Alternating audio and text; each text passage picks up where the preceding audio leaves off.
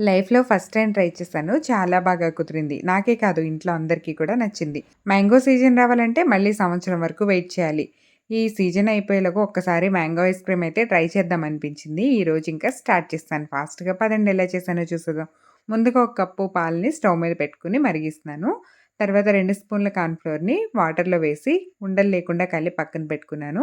ఈ మరుగుతున్న పాలల్లో పంచదార కూడా కొద్దిగా వేసేసి ఈ కార్న్ ఫ్లోర్‌ని కూడా వేసి చక్కగా దగ్గరగా మరిగించుకుంటే ఇలాగా మెత్తగా పేస్ట్ లాగా అయిపోతుంది. దగ్గర పడిన తర్వాత స్టవ్ ఆఫ్ చేసేసి దాన్ని పక్కన చల్లారపెట్టుకోవాలి. ఈలోగా మిక్సీ జార్‌లో కొన్ని జీడిపప్పులు ఉంటే బాదం పప్పు కూడా వేసుకోవచ్చండి.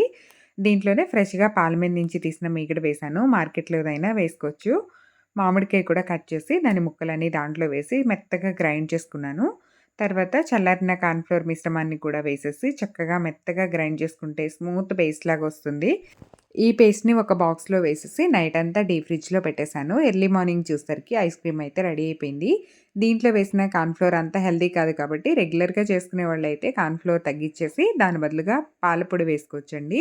ఇంత బాగా ఐస్ క్రీమ్ రెడీ అయిపోయిన తర్వాత మనం ఆగుతామా? చూడ్డానికైతే చాలా టెంప్టింగ్‌గా ఉంది. టేస్ట్ ఎలా ఉందా అని టేస్ట్ కూడా ట్రై చేశాను. బయట తెచ్చే ఐస్ క్రీమ్ కంటే కూడా కొంచెం టేస్ట్ డిఫరెంట్‌గా ఉంది గానీ టేస్ట్ అయితే చాలా బావుందండి. ఫస్ట్ టైమ్ చేసుకున్నాను కదా! నా చేత్తో నేను. నాకైతే చాలా నచ్చింది. ఇంట్లో వాళ్ళకి కూడా నచ్చింది. మీరు ఒకసారి ట్రై చేసి చూడండి ఎలా ఉందో.